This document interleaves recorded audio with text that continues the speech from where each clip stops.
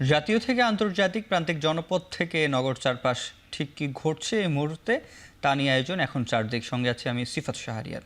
নীলফামারীর রামগঞ্জে নিহত বিএনপি নেতার পরিবারের কাছে ঘর হস্তান্তর করা হয়েছে। সেখানে ভার্চুয়ালি যুক্ত হয়ে কথা বলছেন বিএনপির ভারপ্রাপ্ত চেয়ারম্যান তারেক রহমান।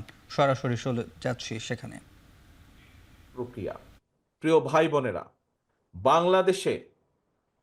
বাংলাদেশকে যদি আগামী দিনে নিয়ে যেতে হয় তাহলে অবশ্যই বাংলাদেশকে গণতান্ত্রিক ব্যবস্থার মধ্যে ফিরিয়ে আনতে হবে।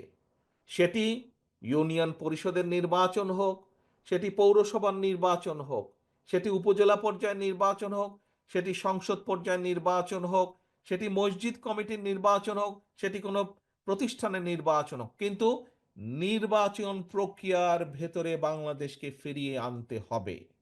নির্বাচন প্রক্রিয়ার মধ্যে যদি আমরা বাংলাদেশকে ফিরিয়ে আনতে পারি এবং সেই যে কোনো মূল্যে সেই নির্বাচন প্রক্রিয়াকে আমাদের অব্যাহত রাখতে হবে বছরের পর বছর, যুগের পর যুগ, তাহলেই আমরা এই যে আজকে আমার সামনে এতগুলো মানুষ, এই মানুষগুলোর মধ্যে থেকেই যোগ্য নেতৃত্ব বেরিয়ে আসবে, যোগ্য মানুষ বেরিয়ে আসবে।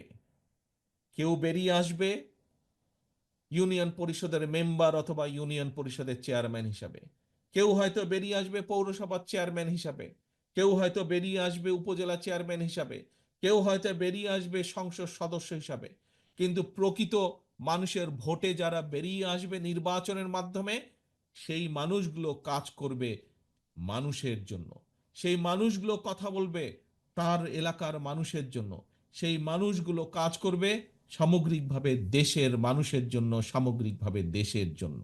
প্রিয় ভাই বোনেরা, আসেন, আমরা আন্দোলন করেছি, সংগ্রাম করেছি, বহু মানুষ আত্মহতি দিয়েছে। এখন হচ্ছে, সামনের দিন হচ্ছে দেশ গড়ার পালা। যেই স্বৈরাচারের বিরুদ্ধে আমরা আন্দোলন করেছিলাম, এই দেশের সকল শ্রেণী পেশার মানুষ ঐক্যবদ্ধ হয়ে যেই স্বৈরাচারের বিরুদ্ধে আন্দোলন করেছে, সেই স্বৈরাচার পালিয়ে গিয়েছে, সেই স্বৈরাচার দেশ ছেড়ে পালিয়ে গিয়েছে। এখন সামনে হচ্ছে দেশ গড়ার সময়, এবং এই দেশকে যদি গড়তে হয় দল মত নির্বিশেষে আমাদের সকলকে ঐক্যবদ্ধ হতে হবে। আমরা যদি ঐক্যবদ্ধ থাকতে পারি, আমরা যদি দৃঢ়ভাবে প্রতিজ্ঞ থাকতে পারি, তাহলেই এই দেশকে আমরা সামনের দিকে নিয়ে যেতে পারবো। বহু কাজ বাকি সামনে, প্রিয় ভাই বোনেরা, সামনে বহু কাজ বাকি। এই দেশে ফসলের উৎপাদন বাড়াতে হবে, এই দেশে খাল খনন করতে হবে, এই দেশের বন্যা ব্যবস্থা দূর করতে হবে, এই দেশের শিক্ষা ব্যবস্থাকে ঠিকভাবে ঢেলে সাজাতে হবে, এই দেশে যুবক যারা আছে, বেকার যুবক যারা আছে তাদের কর্মসংস্থানের ব্যবস্থা করতে হবে, এই দেশে মিল ফ্যাক্টরি গড়ে তুলতে হবে, বহু রাস্তাঘাট ভাঙা আছে সেগুলো ঠিক করতে হবে। বহু কাজ বাকি আছে, এই দেশের মানুষের স্বাস্থ্য সেবা গড়ে তুলতে হবে। এই দেশে সেই জন্যই আমরা বলেছি যে আমরা হেলথ কার্ড দিতে চাই। এই দেশের গ্রামীণ পরিবারগুলোকে, প্রান্তিক মানুষের পরিবার, কৃষক সহ সকলকে একটি অবস্থার মধ্যে আনতে হবে যেখানে কৃষক টাইম মতন তার সহযোগিতা পাবে রাষ্ট্রের পক্ষ থেকে। আমরা এই পরিকল্পনাগুলো করেছি। সেই জন্যই এর আগে দেখেছেন এখানে বক্তারা বলেছেন যে আমরা দেশের মানুষের সামনে ৩১ দফা নামে ৩১টা দফা দিয়েছি। নিশ্চয়ই এই ৩১ দফার কথা কম বেশি আপনারা শুনেছেন না? আপনারা ৩১ দফার কথা, ৩১ দফার কথা আপনারা শুনেছেন। এই ৩১ দফার মাধ্যমে আমরা বলেছি যে আমরা কিভাবে বিভিন্ন পর্যায়ে বিভিন্ন শ্রেণী পেশার মানুষের পাশে আমরা দাঁড়াতে চাই, যদি আমরা ইনশাল্লাহ আল্লাহর রহমতে বাংলাদেশের মানুষের সমর্থন নিয়ে বিএনপি সরকার গঠন করতে পারে। প্রিয় ভাই বোনেরা, একটি কথা আপনাদের সামনে আমি আবার বলে দিতে চাই, আগে যেভাবে বলেছি, বিএনপি সকল সময় দেশের মানুষের সাথে ছিল। বিএনপির সবচেয়ে বড় শক্তি জনগণ। এই জনগণের সাথে বিএনপি থাকতে চায়। বিএনপি যখনই সুযোগ পেয়েছে অতীতে, প্রতিবার আপনারা দেখেছেন কিভাবে বিএনপি আপনাদের পাশে থাকার চেষ্টা করেছে। হয়তো আমরা সকল সময় 100% সফল হতে পারিনি বিভিন্ন কারণে, কিন্তু আমরা কখনো জনগণের পাশ ছাড়িনি। আমাদের সকল ক্ষমতার উৎস জনগণ, এই কথাটা আমরা বলি, রাজনৈতিক সকল ক্ষমতার উৎস আমাদের জনগণ। আমরা সকল সময় চেষ্টা করি জনগণের পাশে থাকতে, জনগণের পাশে থেকে জনগণকে পাশে রাখতে। কাজে প্রিয় ভাই বোনেরা, আসুন আজকে আমরা এখানে প্রতিজ্ঞা গ্রহণ করি আজকে এই যে আমরা গোলাম রাব্বানির পরিবারেরকে একটি ঘর তুলে দিলাম, আমরা প্রতিজ্ঞা করি যে বাংলাদেশে আমরা আর গোলাম রাব্বানির যা হয়েছে তার সাথে যা করা হয়েছে, তাকে যেভাবে হত্যা করা হয়েছে, এইরকম হত্যাকাণ্ড আমরা বাংলাদেশে ইনশাল্লাহ আর ভবিষ্যতে দেখতে চাই না। আমরা চাই না আর কোনো পরিবার এই দুঃখ কষ্টের মধ্যে দিয়ে যাক। আমরা চাই বাংলাদেশকে সামনের দিকে এগিয়ে নিয়ে যাওয়ার জন্য।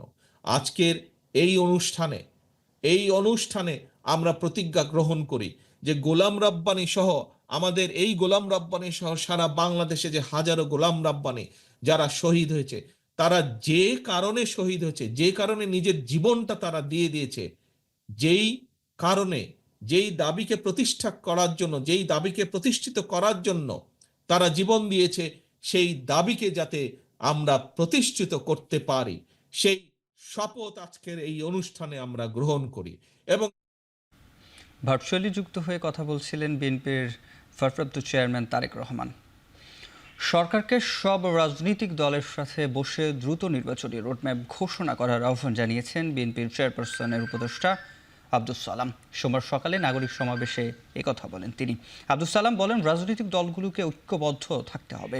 আধিপত্যবাদের পক্ষের শক্তিকে অপসারণ না করলেই গণতন্ত্র প্রতিষ্ঠা হবে না বলেও মন্তব্য করেন তিনি। একই অনুষ্ঠানে বিএনপির ভাইস চেয়ারম্যান শামসুজ্জামান দুদু বলেন, গণতন্ত্র পুনরুদ্ধারে নির্বাচনের বিকল্প নেই। এই সময় শেখ পরিবারকে গণতন্ত্র হত্যাকারী পরিবার আখ্যায়িত করে তাদের দ্রুত বিচারের আহ্বান জানান তিনি।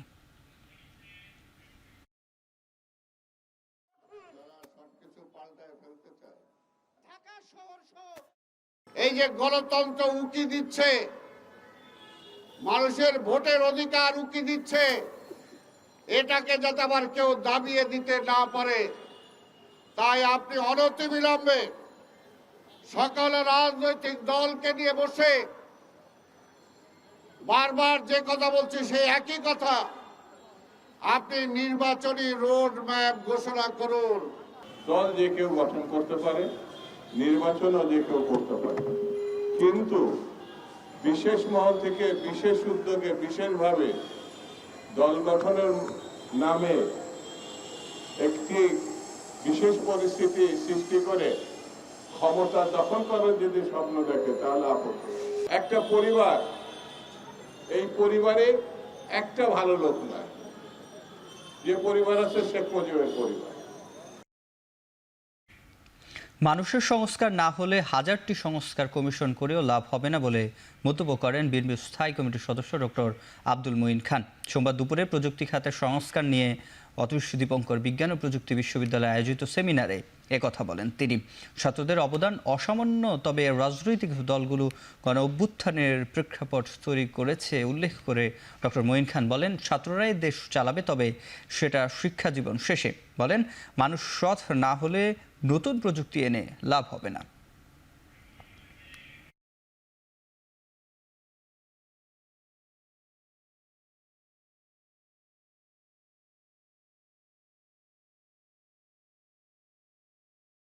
আজকে সংস্কারের কথা আলোচনা হচ্ছে, 15টি বোধহয় সংস্কার কমিশন হয়েছে, 15টি কেন 1500 সংস্কার কমিশন করেন না।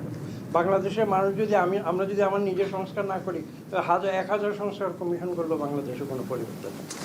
দেশ ছাত্ররাই পরিচালনা করবে, কিন্তু যখন তারা দেশ পরিচালনা করবে তখন কিন্তু তারা ছাত্রদের পর্যায় অতিক্রম করে পরবর্তী পর্যায়ে, ছাত্র থাকাকালীন অবস্থায় যদি কোনো ছাত্র মনে করে যে আমি দেশ চালানোর জন্য আমার যথেষ্ট শিক্ষা হয়ে গিয়েছে, তাহলে আমার ধারণা যে সেই চিন্তাধারা সঠিক হবে না।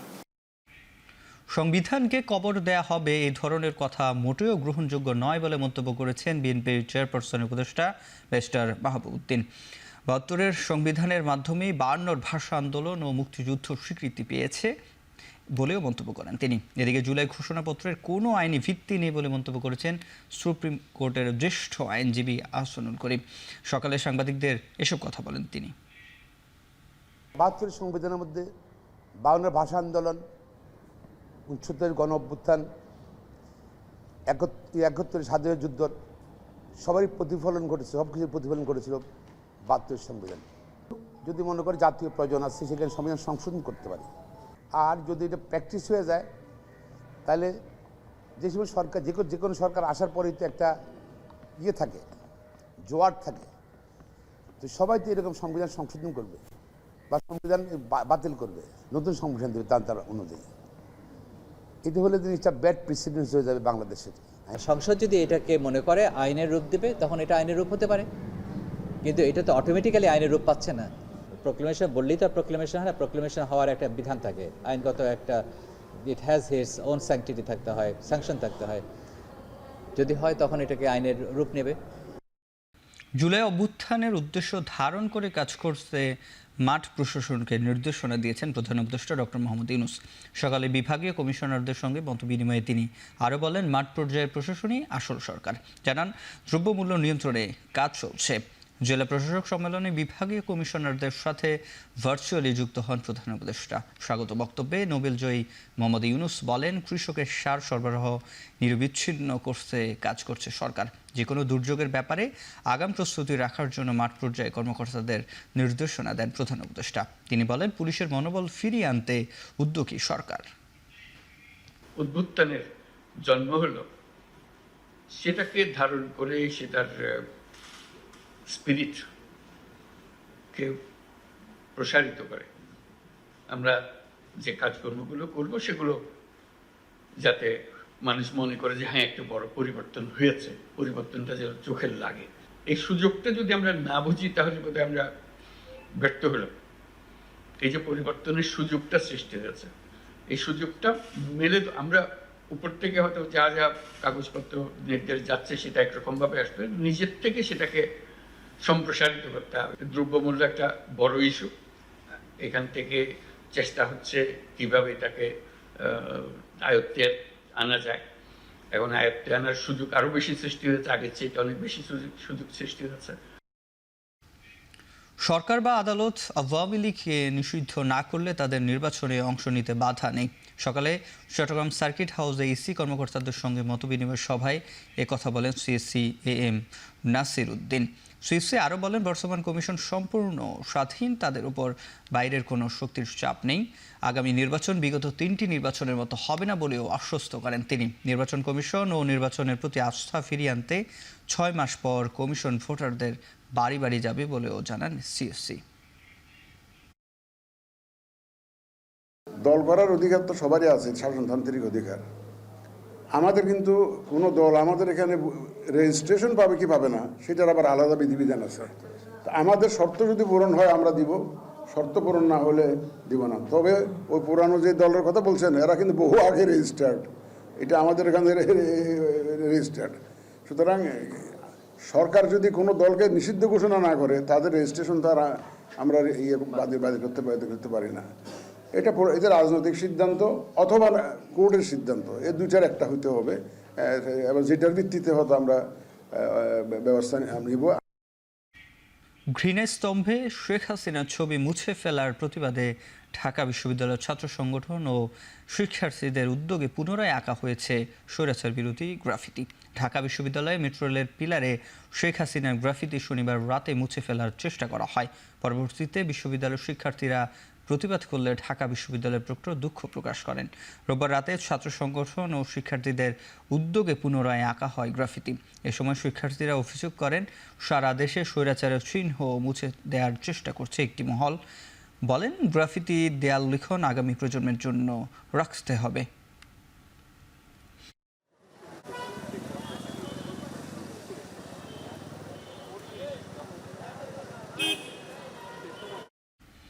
জুলাই আগস্ট গণহত্যার দায়ে শেখ হাসিনার প্রতীকী ফাঁসি দিয়েছে ছাত্রদলের নেতাকর্মীরা।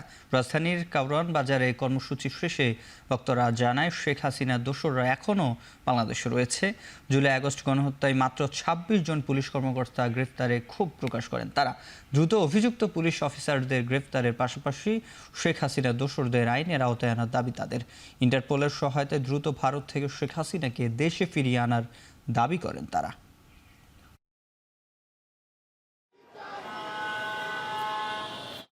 আমাদের যে 2022 শহীদ হইল, 30,000 জন আহত হইল, এই 26 জনে কি আহত করছে? 26 জন কি গুলি চালাইছে? তাহলে বাকিরা কেন এখনো বহাল তবিয়তে আছে? তাদেরকে কেন আইনের আওতায় আনা হচ্ছে না? সচিবালয়ের ভিতরে হাসিনার হাসিনার লেসপেন্সার যারা ছিল তারা কিন্তু এখনো বহাল তবিয়তে আছে। আমাদের আজকের চেয়ে খুনি হাসানিকে, দিল্লির দাসী হাসিনাকে দেশে ফিরিয়ে এনে হাসিনার সর্বোচ্চ শাস্তি মৃত্যুদণ্ড নিশ্চিত করতে হবে এবং হাসিনার সর্বোচ্চ শাস্তি মৃত্যুদণ্ড যদি নিশ্চিত না করে আমরা ছাত্র জনতা আবারও মাঠে নামতে প্রস্তুত। গণ অভ্যুত্থানে আহত নিহত পরিবারের জন্য আইনগত সহযোগিতায় আলাদা সেল করা হবে বলে জানিয়েছেন আইন উপদেষ্টা ডক্টর আসিফ নজরুল। জুলাই শহীদ স্মৃতি ফাউন্ডেশনের পক্ষ থেকে ঢাকা বিভাগের শতাধিক শহীদ পরিবারের কাছে দ্বিতীয় ধাপে আর্থিক সহযোগিতার চেক হস্তান্তর অনুষ্ঠানে একথা বলেন তিনি। শহীদ পরিবারের যাতে সুবিচার পায় সেজন্য 7 দিনের মধ্যে শহীদ পরিবারকে নিয়ে বৈঠকের আয়োজনের আহ্বান জানান তিনি। এদিকে নিয়োগের ক্ষেত্রে শহীদ পরিবার অগ্রাধিকার পাবে, বিদেশে যাওয়ার ক্ষেত্রেও প্রাধান্য দেওয়া হবে তাদেরকে। এ সময় সার্জিস আলম বলেন, তালিকা গেজেট আকারে প্রকাশ করা হবে, কেউ বাদ পড়লে যুক্ত হওয়ার সুযোগ থাকবে।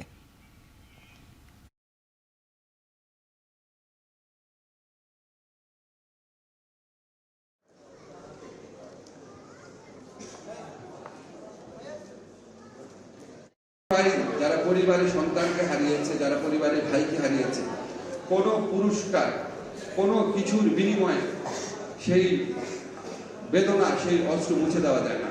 এটা প্রতিদানের ব্যাপার না, এটা হচ্ছে আমাদের দায়, এটা হচ্ছে সম্মান জানানো। আমাদের মন্ত্রণালয়ে নিয়োগের ক্ষেত্রে আমি এখানে ঘোষণা করে গেলাম, আমাদের মন্ত্রণালয়ে নিয়োগের ক্ষেত্রে যোগ্যতা সাপেক্ষে এই শহীদ পরিবারের সদস্যদেরকে আমরা অগ্রাধিকার দিব। এদিকে জুলাই ঘোষণাপত্রের অনুষ্ঠান ও সমাবেশে 1.5 লাখ থেকে 2 লাখ লোক শহীদ মিনারে জড়ো হবে বলে আশাবাদ ব্যক্ত করেছেন বৈষম্য বিরোধী ছাত্র আন্দোলনের মুখ্য সংগঠক আব্দুল হান্নান মাসুদ। সোমবার বিকেলে ডিএমপির হেডকোয়ার্টারে পুলিশের একটি প্রতিনিধি দলের সঙ্গে বৈঠক শেষে এই কথা জানান তিনি। এ সময় এই ছাত্রনেতা বলেন, শহীদ মিনারের সমাবেশ ও জুলাই ঘোষণাপত্র অনুষ্ঠান নিয়ে ডিএমপির কমিশনারকে পুরো বিষয়টি অবহিত করা হয়েছে। নিরাপত্তার বিষয়ে আলোচনা করা হয়েছে। অতীতকে ভুলে গিয়ে নতুনভাবে গড়ে তোলার যে আনন্দ, সেটার মধ্যে হচ্ছে আমাদের বৈষম্যবিরোধী ছাত্র আন্দোলনের কালকের প্রক্লেমেশনটা এই জাতির জন্য আগামীকালকে বড় আনন্দ বয়ে আনবে, তাদেরকে নতুন স্বপ্ন দেখাবে। কত মানুষ আসবে আমরা সেটা নির্ধারণ করে বলতে পারছি না। মানুষ স্বতঃস্ফূর্তভাবে আসতেছে, কে কোথা থেকে কিভাবে আসবে কালকের মাঠেই দেখা যাবে। আমরা আশা করি এটা হচ্ছে 1.5 থেকে 2.5 লাখ মানুষ হতে পারে। সচিবালয়ে অগ্নিকাণ্ডের ঘটনায় প্রাথমিক তদন্ত প্রতিবেদন আগামীকাল জমা দেওয়া হবে বলে জানিয়েছেন তদন্ত কমিটির প্রধান এবং স্বরাষ্ট্র মন্ত্রণালয়ের সিনিয়র সচিব ডক্টর নাসিমুল গনি। বিকেলে সচিবালয়ের স্বরাষ্ট্র মন্ত্রণালয়ের তদন্ত কমিটির বৈঠক শেষে সাংবাদিকদের একথা জানান তিনি। ডক্টর নাসিমুল গনি বলেন, বুয়েট এবং সেনাবাহিনীর সদস্য সহ বিভিন্ন বাহিনীর সদস্যরা আলামত সংগ্রহ করেছেন, যেটি এখনও পরীক্ষা নিরীক্ষা করা হচ্ছে। আগামীকালও পরীক্ষা নিরীক্ষা করা হবে। তিনি বলেন, যে সকল পরীক্ষা দেশে করা সম্ভব না সেজন্য প্রয়োজনে বিদেশে পাঠাতে হতে পারে। এদিকে অগ্নিকাণ্ডের 7 দিন পর অনুমতি সাপেক্ষে আজ সচিবালয়ে প্রবেশ করতে পেরেছেন সাংবাদিকরা। পরবর্তীতে অস্থায়ী পাস ইস্যু করা হবে বলেও জানানো হয়েছে। 5টা টিমের থেকে বিভিন্ন রকম আলামত সংগ্রহ করে এগুলো আমরা ডিসকাশন করে কোরিলেট করে এগুলোর একটা কনক্লুশন আসার চেষ্টা করছি যে প্রাথমিকভাবে কি বলা যায়। কিন্তু সেটা করতে যেও দেখা যাচ্ছে কিছু জিনিস আমাদেরকে ল্যাবরেটরি থেকে টেস্ট করা হচ্ছে, কিছু টেস্ট করা হয়েছে, আবার আজকেও কিছু আলামত নেওয়া হচ্ছে, সেগুলো টেস্ট করা হয়েছে। তো এগুলো হলে পরে হয়তো কালকে আবার আমরা বসে আমরা কালকে একটা প্রাথমিক একটা ধারণা করতে পারবো। শেখ হাসিনাকে প্রধান আসামি করে 9 জনের বিরুদ্ধে আন্তর্জাতিক অপরাধ ট্রাইব্যুনালে লিখিত অভিযোগ জমা দিয়েছেন গুমের শিকার ইউপিডিএফ নেতা মাইকেল চাকমা। সকাল 9টায় ট্রাইব্যুনালের প্রসিকিউটর আব্দুল্লাহ আল নোমানের কাছে লিখিত অভিযোগ দেন তিনি। এ সময় তার সঙ্গে ছিলেন বিশিষ্ট নৃবিজ্ঞানী অধ্যাপক রেহনুমা আহমেদ। এর আগে গত 18 ডিসেম্বর মাইকেল চাকমা মৌখিক অভিযোগ করেন।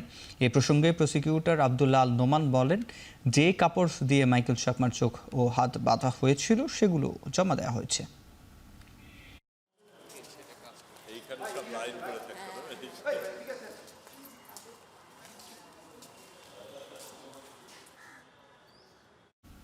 গুলশান থানার একটি হত্যা মামলায় সাবেক মন্ত্রী হাসানুল হক ইনুর 4 দিনের রিমান্ড মঞ্জুর করেছেন আদালত। এছাড়া শাহবাগ, হাতুরঝিল, মিরপুর উত্তরা পশ্চিম থানাসহ একাধিক থানার হত্যা মামলায় গ্রেপ্তার দেখানো হয়েছে সালমান এফ রহমান, জুনাইদ আহমেদ পলক, শাহজাহান খান, আতিকুল ইসলাম, ABM ফজলে করিম চৌধুরী ও অ্যাডভোকেট মনোয়ার ইসলাম রবিনকে। সোমবার সকালে ঢাকার CMM আদালতে প্রত্যেককে হাজির করে নতুন মামলায় গ্রেপ্তার দেখানোর আবেদন জানান মামলার তদন্তকারী কর্মকর্তা। পরে রাষ্ট্র ও আসামি পক্ষের শুনানি শেষে হাসানুল হক ইনুকে 4 দিনের রিমান্ড ও বাকিদের গ্রেপ্তার দেখিয়ে কারাগারে পাঠিয়েছেন মেট্রোপলিটন ম্যাজিস্ট্রেট মোহাম্মদ শরীফুর রহমানের আদালত। এর আগে তারা বিভিন্ন দফায় রিমান্ড শেষে কারাগারে ছিলেন।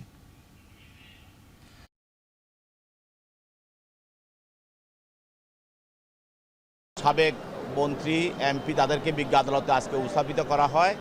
তাদের মধ্যে আছেন যে জুনাইদ আহমেদ পলক এবং সাবেক মেয়র আতিকুল ইসলাম এবং সাবেক অবৈধ মন্ত্রী হাসানুল হক ইনু এবং শাহজাহান খান এবং সালমান এফ রহমান। গুলশান থানায় একটি হত্যা মামলা। এই মামলায় এজাহারভুক্ত আসামি হাসানুল হক ইনু তার বিরুদ্ধে তদন্তকারী কর্মকর্তা 10 দিনের রিমান্ড প্রার্থনা করেন। উভয় পক্ষের আইনজীবীর বক্তব্য শোনার পর বিজ্ঞ আদালত 4 দিনের রিমান্ড মঞ্জুর করে তাকে তদন্তকারী কর্মকর্তার হাতে সোপর্দ করেন তাকে জিজ্ঞাসাবাদ করার জন্য। জানুয়ারি থেকে ভাতা 30,000 টাকা করে প্রজ্ঞাপনের পর আন্দোলন স্থগিত করেছেন পোস্ট গ্র্যাজুয়েট ট্রেনি চিকিৎসকরা। আগামীকাল থেকে কাজে যোগ দেবেন তারা। আন্দোলনকারী চিকিৎসকদের সংগঠনের বৈঠক শেষে এই সিদ্ধান্ত জানানো হয়। সোমবার বঙ্গবন্ধু শেখ মুজিব মেডিকেল বিশ্ববিদ্যালয়ে ডক্টর মিলন হলে আন্দোলনকারী ট্রেনি চিকিৎসকদের বৈঠক হয়। এর আগে গত 22 ডিসেম্বর ভাতা বৃদ্ধির দাবিতে শাহবাগ মোড় অবরোধ করে বিক্ষোভ করেছিলেন চিকিৎসকরা। তখন 5,000 টাকা ভাতা বাড়ানোর ঘোষণা দিয়েছিল সরকার। প্রজ্ঞাপন অনুযায়ী আগামী জুলাই মাস থেকে 35,000 টাকা করে ভাতা না পেলে আবারও আন্দোলনে নামার হুঁশিয়ারি দেন ডক্টরস মুভমেন্ট ফর জাস্টিস সোসাইটির সভাপতি। যখন আমাদের এই প্রজ্ঞাপনটা আসলো, কালকের কথা অনুযায়ী যেটা হয়েছে, এটা আমার কাছে রিজনেবল মনে হয়েছে। আমার মনে হয় আমাদের সামনে অনেক পরীক্ষা রয়েছে, সামনে অনেকেরই এই সেশনের পরীক্ষা, FCPS পরীক্ষা, তারপরে MS পরীক্ষা, এই পরীক্ষা রয়েছে। এই আন্দোলন দীর্ঘদিন আমরা আসলে এটা খুবই একদম ইনডোর কথা, যদিও তারপরে বলতে হচ্ছে আন্দোলন ডাক্তারদের পক্ষে দীর্ঘদিন ধরে রাখা এটা আমাদের জন্য কষ্টকর। আসলে যেই জিনিসটা এসছে এটাকে আমি এবং আমাদের যারা এই মানে আপনাদের সংগঠনের নেতৃবৃন্দ আমরা গতকালকে প্রাথমিক একটা ওয়েলকাম জানিয়েছি। রাজশাহী প্রকৌশল ও প্রযুক্তি বিশ্ববিদ্যালয়ের শিক্ষার্থীদের ওপর স্থানীয়দের হামলার ঘটনায় জড়িতদের বিচারের দাবিতে নগরীর তালাইমারি এলাকায় সড়ক অবরোধ করে বিক্ষোভ করেছেন শিক্ষার্থীরা। সকালে রুয়েট শহীদ মিনার চত্বরে জড়ো হন বিভিন্ন বিভাগের শিক্ষার্থীরা। পরে বিক্ষোভ মিছিল নিয়ে তালাইমারি মোড়ে এসে ঢাকা রাজশাহী মহাসড়ক অবরোধ করে অবস্থান নেন তারা। সেখানে ব্যানার হাতে 5 দফা দাবি তুলে বিক্ষোভ সমাবেশ শুরু করেন তারা। বিক্ষুব্ধ শিক্ষার্থীরা বলেন, হামলার সাথে জড়িত প্রত্যেককে দ্রুত সময়ে গ্রেপ্তার করে বিচারের আওতায় আনতে হবে। এছাড়া আসামিদের রিমান্ডের বদলে জামিন ও অন্যান্য আসামিদের ধরতে না পারার বিষয়ে সুস্পষ্ট জবাবদিহি করার দাবি জানান তারা। রুয়েট ক্যাম্পাস ও এর আশপাশের স্থানীয় সন্ত্রাসীদের দৌরাত্ম্য বন্ধে প্রশাসনের হস্তক্ষেপের দাবি জানান শিক্ষার্থীরা। এদিকে 2 ঘন্টার বেশি সময় ঢাকা রাজশাহী মহাসড়ক অবরোধ করে রাখায় দুই পাশে তৈরি হয় যানজট। ভোগান্তিতে পড়েন চলাচলকারীরা।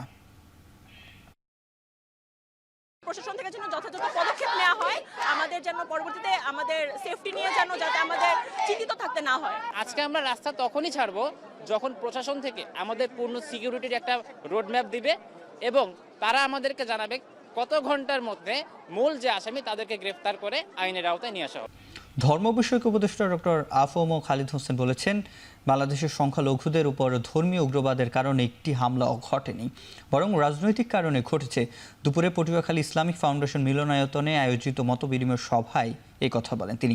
এ সময় উপদেষ্টা বলেন, 5 আগস্টের পর সংখ্যালঘুদের উপর নির্যাতনের ঘটনায় 93টি মামলা হয়েছে। এর মধ্যে 72 জনকে গ্রেপ্তার করা হয়েছে।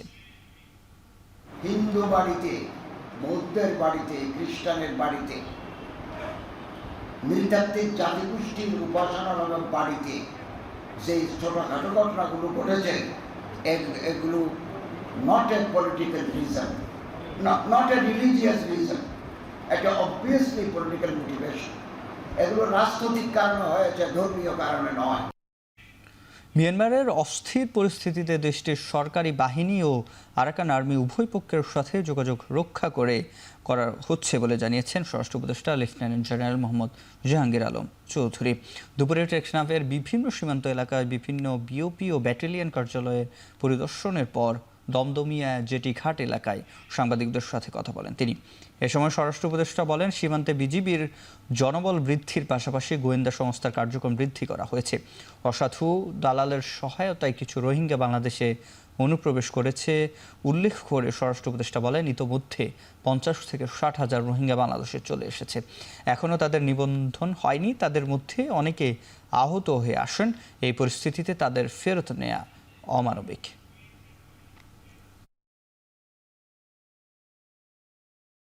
সীমান্তের উপরে প্রায় গোলাগুলি শব্দ শুনতে পাওয়া যায় এবং বিভিন্ন সময়ে ক্ষুদ্রাস্ত্র ও ভারী অস্ত্র ফায়ারের গোলা আমরা সীমান্ত এলাকায় পতিত হয়। আমাদের স্বার্থ সংশ্লিষ্ট বিষয় নিয়ে আমরা প্রথম থেকেই মিয়ানমার সরকার এবং আরাকান আর্মির সাথে যোগাযোগ রক্ষা করে চলছি। বিভিন্ন সময়ে জীবন রক্ষার্থে এবং যুদ্ধাহত কিছু মায়ানমার নাগরিককে বাংলাদেশে আগমন করলে তাতে নিতান্তই মানবিক কারণে গ্রহণ করা হয়েছে। কক্সবাজারের টেকনাফের জাদিমুরা এলাকায় থেকে রোহিঙ্গা ও বাংলাদেশ সহ 17 থেকে 19 জনকে অপহরণ করেছে দুর্বৃত্তরা। সকালে জাদিমুরার পশ্চিমে এই অপহরণের ঘটনা ঘটে। টেকনাফ উপজেলা নির্বাহী কর্মকর্তা জানান, সকালে যাদেরকে অপহরণ করা হয়েছে তারা শ্রমিক পাহাড়ি নার্সারিতে কাজ করতে যাচ্ছিলেন। এ সময় কিছু লোক তাদের ধরে নিয়ে যাওয়ার খবর পান স্থানীয়রা। শুরুতে পরে খবর পেয়ে উদ্ধার অভিযান শুরু করেছে পুলিশ, এপিবিএন, বন বিভাগের একাধিক টিম। তবে কতজন রোহিঙ্গা ও কতজন বাংলাদেশি সে বিষয়ে এখনও নিশ্চিত করতে পারেনি প্রশাসন।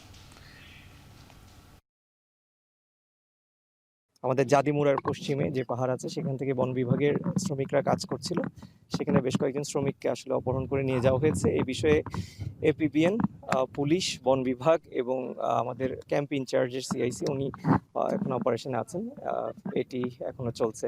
স্থানীয়ভাবে সূত্রে আমরা জানতে পেরেছি যে এটা 17 থেকে 19 জনের মধ্যে আছে। এখনো পর্যন্ত আমরা 17 জনের নাম পেয়েছি।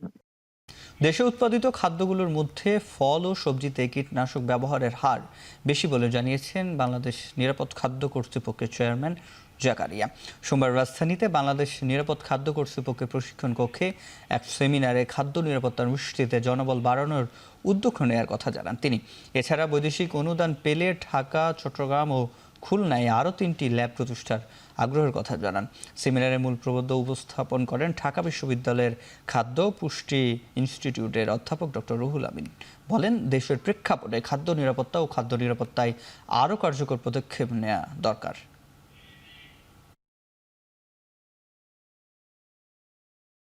এনার্জি ইনটেক দেখি এবং ইউনিডিকুইসে দেখি যে অন এভারেজ আমরা দেখতে পাচ্ছি যে বাঙালিরা 2053 কিলোক্যালোরি করে কনজিউম করতেছে এবং সেটা পুরেস্ট কুইন্টাল যেটা সেখানে আমরা দেখতে পাচ্ছি 1908, আর যেটা হাইয়েস্ট কুইন্টাল সেটাতে আমরা দেখতে পাচ্ছি 2196 কিলোক্যালোরি। যে খাবার একটা নিরাপদ তাপমাত্রায় রাখতে হবে এবং খাবার রান্না করার পরে 2 ঘন্টার মধ্যে খেয়ে ফেলতে হবে। 2 ঘন্টার মধ্যে যে খাওয়া না হয় তাহলে আবশ্যিকভাবে হয় ফ্রিজে রাখতে হবে, কোনো ফ্রিজের সুবিধা না থাকলে আবশ্যিকভাবে গরম করে খেতে হবে। চট্টগ্রাম ও খুলনায় 3টি বিভাগীয় ল্যাব, রেফারেন্স ল্যাব সহ স্থাপন করার কার্যক্রম শুরু করেছি। এটা আমরা প্রকল্প প্রস্তাব বর্তমানে বিবেচনাধীন রয়েছে। এটা প্রকল্প প্রস্তাব অনুমোদিত হইলে আমরা জায়গার সাথে ঋণ চুক্তিতে যাব। প্রায় 2000 কোটি টাকার একটা ঋণ চুক্তি হবে। এবার আন্তর্জাতিক প্রসঙ্গ। শান্তিতে নোবেল জয়ী যুক্তরাষ্ট্রের সাবেক প্রেসিডেন্ট জিমি কার্টার আর নেই। স্থানীয় সময় রোববার বিকেলে জর্জিয়ার প্লেন্স শহরে নিজ বাড়িতে শেষ নিঃশ্বাস ত্যাগ করেন। মৃত্যুকালে তার বয়স হয়েছিল 100 বছর। প্রেসিডেন্ট জিমি কার্টারের মৃত্যুতে শোক ও সম্মান হোয়াইট হাউস জানিয়েছেন এবং ক্যাপিটাল হিলের পতাকা নামানো হয়েছে। শোক জানিয়েছেন প্রেসিডেন্ট জো বাইডেন, নির্বাচিত প্রেসিডেন্ট ডোনাল্ড ট্রাম্প সহ অন্যান্য মার্কিন নেতারাও। এছাড়া ব্রাজিলের প্রেসিডেন্ট লুলা দা সিলভা সহ বিশ্ব নেতারাও জিমি কার্টারের মৃত্যুতে শোক জানিয়েছেন। ডেমোক্র্যাট নেতা জিমি কার্টার 1977 সাল থেকে 1981 সাল পর্যন্ত যুক্তরাষ্ট্রের 39তম প্রেসিডেন্ট ছিলেন। জর্জিয়ার চীনাবাদাম চাষি থেকে মার্কিন প্রেসিডেন্ট হয়ে অর্থনীতি এবং ইরানের জিম্মি সংকটনের সাথে লড়াই করেছিলেন তিনি।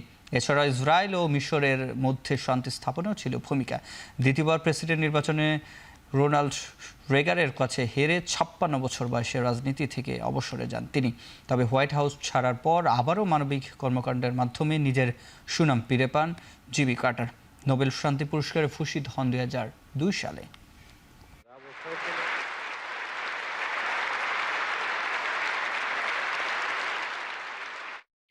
সিরিয়ায় সাধারণ নির্বাচন আয়োজন করতে 4 বছর পর্যন্ত সময় লাগতে পারে। সৌদি আরবের রাষ্ট্রীয় গণমাধ্যমকে দেয়া এক সাক্ষাৎকারে এই কথা জানিয়েছেন সিরিয়ার ক্ষমতাসীন নেতা আহমেদ আল শারা। তার মতে নির্বাচনের আগে যোগ্য ভোটার সংখ্যা নির্ধারণের জন্য নতুন করে আদমশুমারি করা হবে। সাক্ষাৎকালে তিনি আরও জানান, সিরিয়ায় নতুন সংবিধান প্রণয়নের সময় লাগবে কমপক্ষে 3 বছর। এছাড়া দেশের প্রয়োজনীয় সংস্কার শেষ করতে 1 বছর লাগবে। জাতীয় সংলাপের মাধ্যমে বিদ্রোহী গোষ্ঠী তাহরির আল শাম বা STS-কে বিলুপ্ত ঘোষণা করা হবে। গেল 8 ডিসেম্বর আল শারার নেতৃত্বে প্রেসিডেন্ট বাশার আল আসাদের পতন হয়। দক্ষিণ কোরিয়ার বরখাস্ত প্রেসিডেন্ট ইউন সুক ইউলের বিরুদ্ধে গ্রেপ্তারি পরোয়ানা জারির আবেদন করেন তদন্ত ইউনিট। সামরিক আইন ঘোষণার দায়ে তার বিরুদ্ধে দ্রুত ব্যবস্থা নেওয়ার আহ্বান তাদের। দেশটির দুর্নীতি তদন্ত অফিস, পুলিশ ও প্রতিরক্ষা মন্ত্রণালয়ের উচ্চপদস্থ কর্মকর্তাদের যৌথ সমন্বয়ে গঠিত হয়েছে তদন্তকারী দলটি।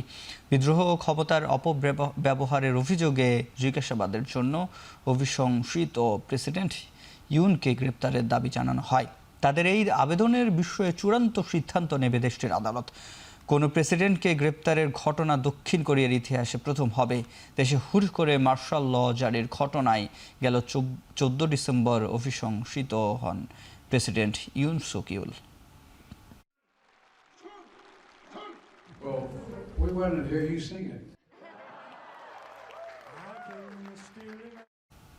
শারীরিক অসুস্থতার কারণে পেছানো হয়েছে ইসরায়েলের প্রধানমন্ত্রী বেনিয়ামিন নেতানিয়াহুর বিরুদ্ধে ওঠা দুর্নীতি মামলার শুনানি। প্রোস্টেট অপসারণের জন্য রোববার হাসপাতালে ভর্তি হওয়ার আগেই শুনানি পেছাতে জেরুজালেমের জেলা আদালতের কাছে আবেদন করেছিলেন তিনি। জানা গেছে, প্রোস্টেট টিউমারে বেশ কিছুদিন ধরে ভুগছিলেন 75 বয়সী নেতানিয়াহু, যেটির প্রভাবে মূত্রনালীর সংক্রমণে ভুগছিলেন তিনি। এর আগে গত মার্চে অস্ত্রোপচারের ঝুড়ির নিচে বসতে হয় তাকে। সেবার তার হার্নিয়ার অপারেশন করা হয়। এ সময় বেশ কয়েকদিন সরকারি দায়িত্ব পালন থেকে দূরে ছিলেন নেতানিয়াহু।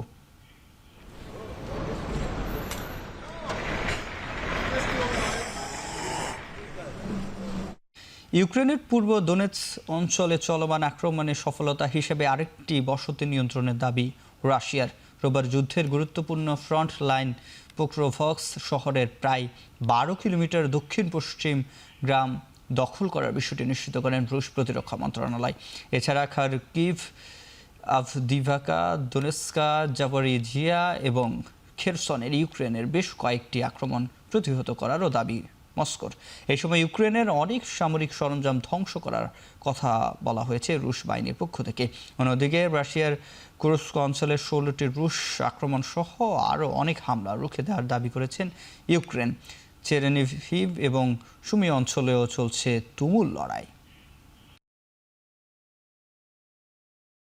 বিমান দুর্ঘটনায় নিহত 179 যাত্রীর প্রতি শ্রদ্ধা জানালেন দক্ষিণ কোরিয়ার ভারপ্রাপ্ত প্রেসিডেন্ট চোই চ্যাং-মং।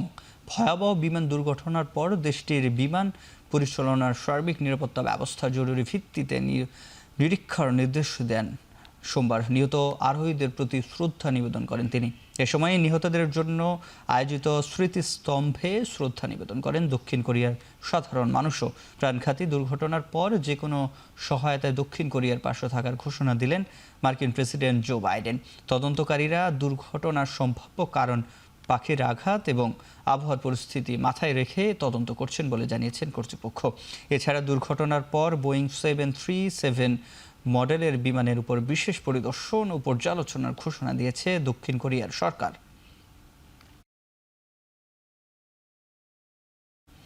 থাইল্যান্ডের রাজধানী ব্যাংককে একটি আবাসিক হোটেলে আগুন লেগে 3 জনের মৃত্যু হয়েছে। আগুনে দগ্ধ আরও 7 জনকে হাসপাতালে ভর্তি করা হয়। স্থানীয় সময় রোববার রাতে 6 তলা বিশিষ্ট এম্বার হোটেলের 5ম তলায় আগুনের সূত্রপাত হয়। পরে তা অন্যান্য তলায় ছড়িয়ে পড়ে। ঘটনাস্থলে প্রাণ হারান 1 নারীসহ 3 বিদেশি নাগরিক। হোটেলটি ব্যাংককের জনপ্রিয় পর্যটন সড়ক খাউসানে অবস্থিত। দুর্ঘটনার সময় হোটেলটিতে 75 জন অতিথি ছিলেন। এদের মধ্যে 34 জনকে ছাদ থেকে উদ্ধার করা হয়। আগুন লাগার কারণ এখনও জানা যায়নি। চলতি বছর 3 কোটির বেশি পর্যটক এসেছে থাইল্যান্ডে।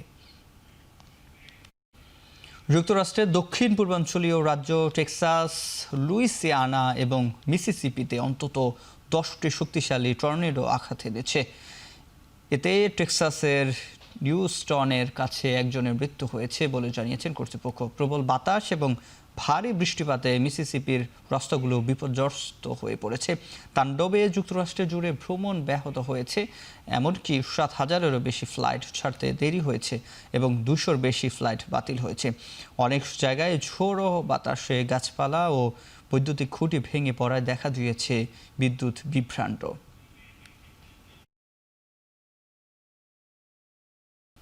শেষ করছি এখন চারদিকে। এখন টেলিভিশন ওয়েবসাইটে দেখতে ভিজিট করুন www.ekhon.tv। এখন টেলিভিশন ফেসবুকে দেখতে ভিজিট করুন facebook.com/tv.ekhon। ইউটিউবে দেখতে ভিজিট করুন youtube.com/c/ekhon tv।